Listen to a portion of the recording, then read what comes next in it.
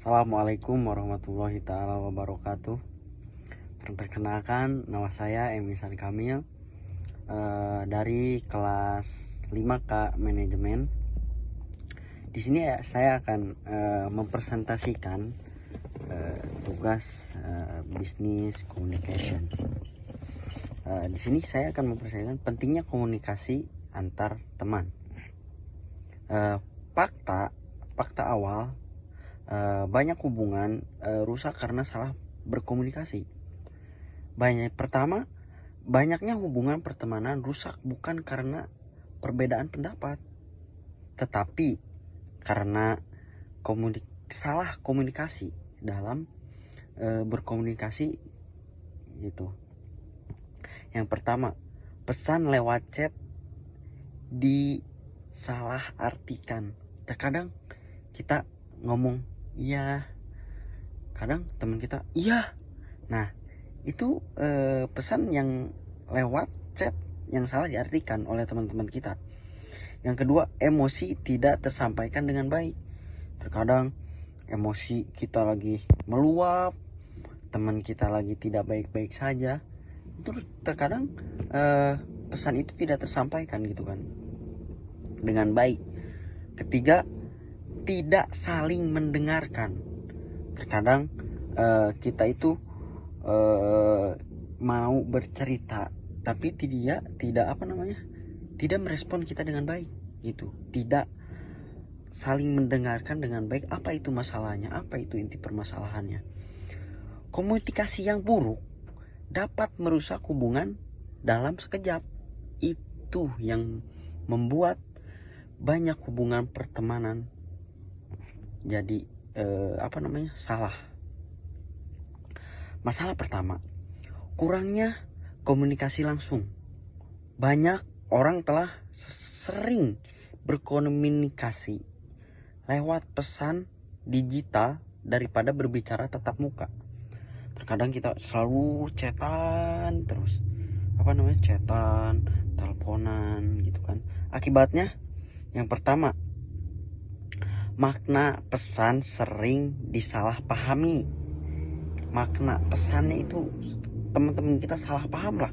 Apa yang dimaksud kita A, mungkin teman kita maksudnya B. Yang kedua, ekspresi dan emosi tidak tersampaikan. Itu masalah yang kedua. Ekspresi dan emosi tidak tersampaikan itu begitu.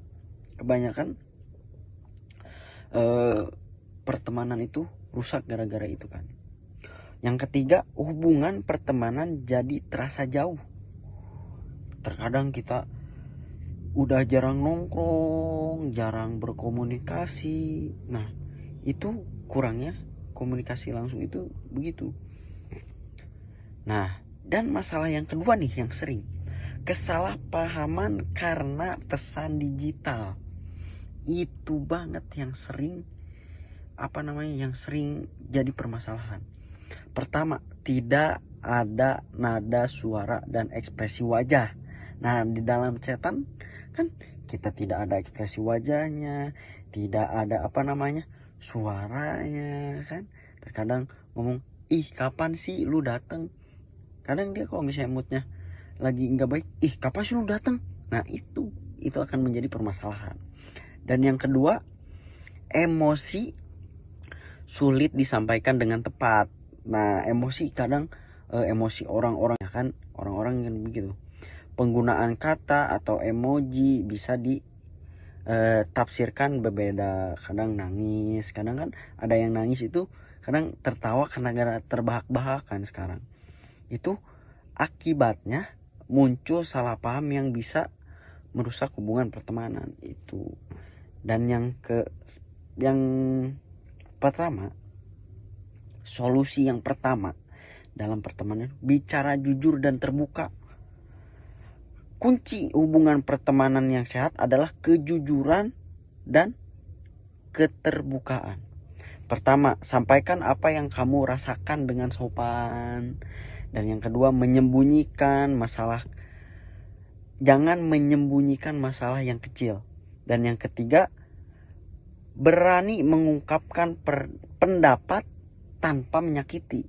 Nah, itu harus solusi yang pertama. Dan yang kedua, solusi yang kedua, dengarkan dengan empati. Empati berarti mendengarkan untuk memahami, bukan sekedar membalas. Tapi apa yang disalurkan oleh teman kita harus memahami dulu, baru kita membalasnya dengan baik. Pertama, beri perhatian penuh saat teman berbicara. Kita mendengarkan, kita memahami apa yang dia bicarakan. Dan yang kedua, jangan memotong pembicaraan. Teman kita nih misalnya lagi ngomong aja, lagi serius, kita jangan memotong dulu, kecuali kalau misalnya dia udah beres ngomong, baru kita masukin solusinya apa dalam masalah itu.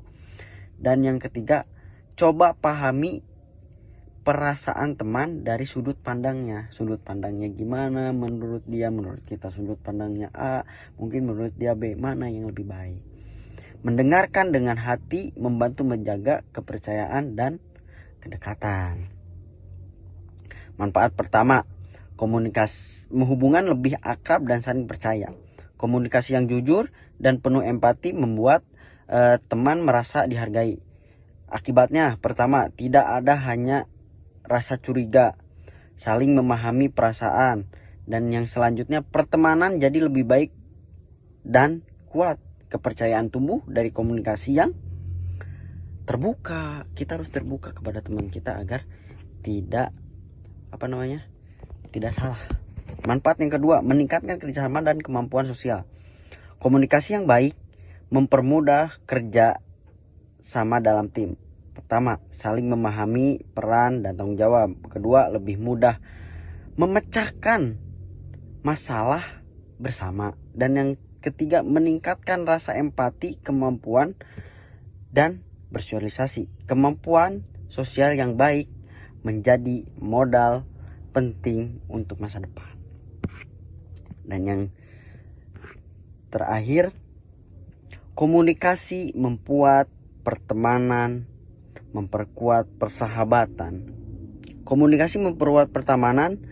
Mari biasakan berbicara dengan jujur, terbuka, dan saling mendengarkan. Dengan komunikasi yang baik, tidak ada masalah yang tidak ada masalah yang tidak diselesaikan. Masalah apapun itu pasti kita bisa selesaikan dengan kita mengobrol. Persahabatan tumbuh dari rasa saling percaya dan saling memahami. True friendship fade over time because it's built overhead through understand one another. Sekian dari saya presentasi yang saya sampaikan, semoga bermanfaat kepada kalian semua. Wassalamualaikum warahmatullahi taala wabarakatuh.